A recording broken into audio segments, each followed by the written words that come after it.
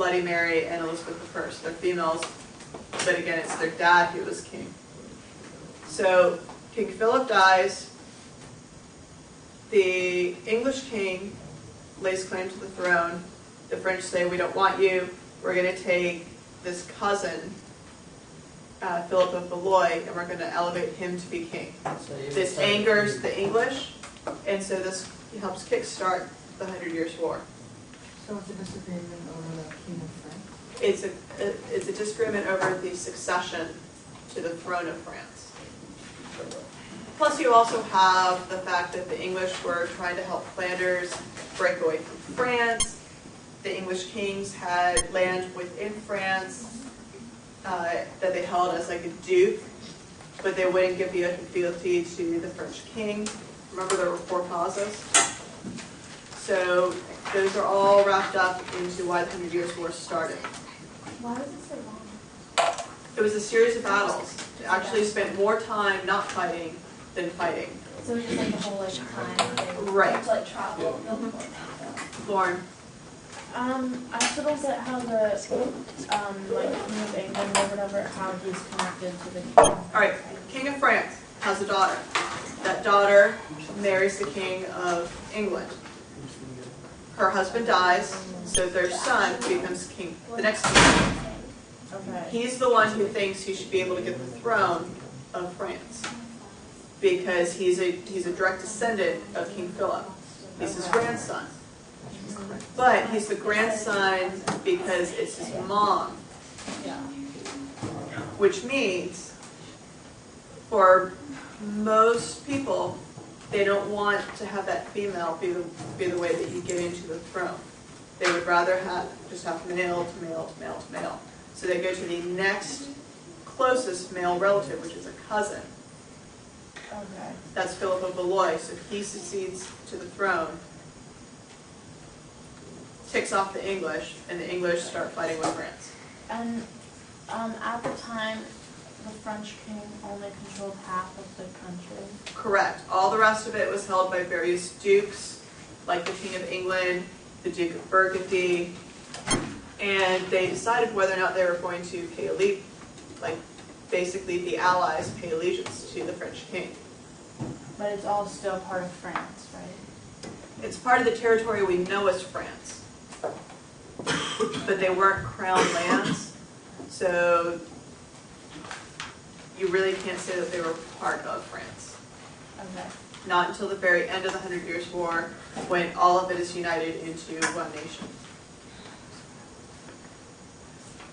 What was his name again? The grandson?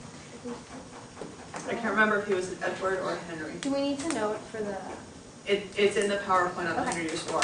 I want to say it was Edward III. I know it's either Edward or Henry, Okay, thank you. but I want to say it's Edward III because later on, as we get on in the 100 Years' War, it's a Henry that kind of starts the fighting back up again. Yes? What's the Hanseatic League? Okay, when you're looking at your trade routes, let's go back.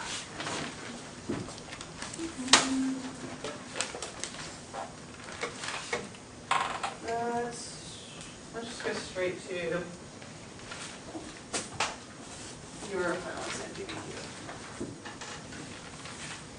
Remember, we had 2 different groups of trade. Yeah, the Italian city-states in the south of Europe, and then you also have trade routes in the north. The trade routes in the north are referred to as the Hanseatic League.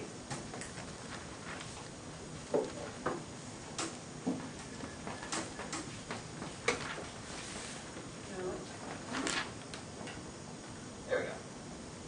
All right, see these green lines up here? Connecting Edinburgh with Stockholm, London, Antwerp, Hamburg, Novgorod. Those green lines represent the Hanseatic League. Okay. They were the Northern European Trading League. Then you also had the Italian city-states that controlled pretty much the rest of Europe. So pretty much just the Northern European. So the Italian city-states aren't in the Hanseatic League? Correct. The Italian city-states are a separate trading alliance. So just northern. Basically, Just northern Europe. Hanseatic had northern trading and Italians had southern. Yeah. Italians. The Italian city-states had a significantly larger portion of the trade in Europe. But the Hanseatic League was a very strong trading group in the very north of Europe.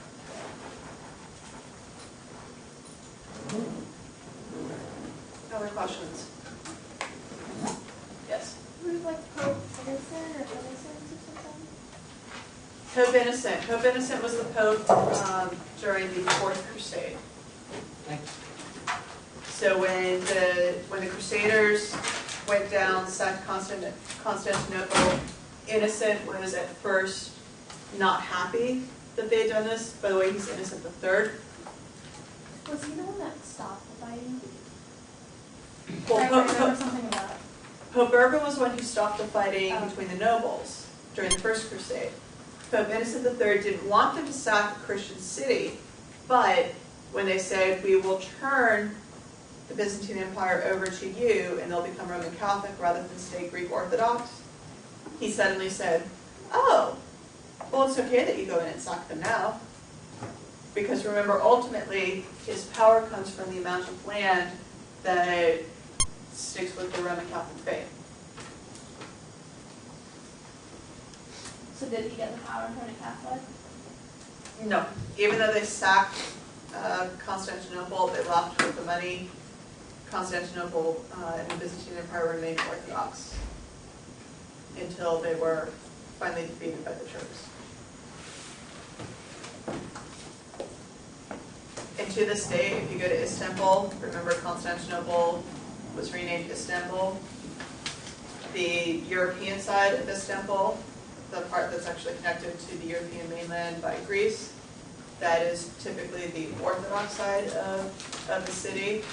And then the Turkish side of Istanbul, so the part that's put up again on Asia Minor, that's the Muslim side of the city. Because remember, the Bosphorus Straits go right up in the middle of the city. Okay, other questions?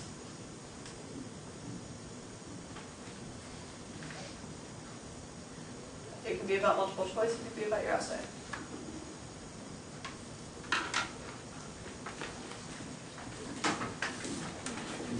Sean? What was important about like Florence and the Renaissance? Okay. When taking a look at the Renaissance, remember Florence was where the Duomo was built. That was the big dome, where it was a double dome, where the inside dome kind of reminded you of the interior of the Pantheon, because it had all those kind of like cutouts. And then on top of that, they built those kind of support braces and then put the big outer dome on top of it that was made out of the brick, and the brick was in the herringbone pattern. What's it called? The Duomo, D-U-O-M-O. Florence was also a major spot for artwork. You had Brunelleschi, Gilberti there. The Medicis were in Florence. They were the big banking family. And so you got a lot of your main artists in the early stages of the Renaissance in Florence.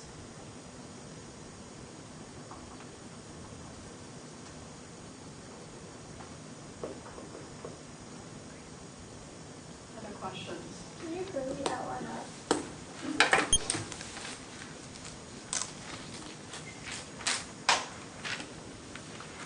Don't need that one. Octavian and Augustus, Cleopatra. Remember? Oh yeah. Who was the one? All right. Oh, Octavian was his name until he defeated Mark Antony and Cleopatra. He was named first citizen and given the title Augustus. Wait, so it's someone person?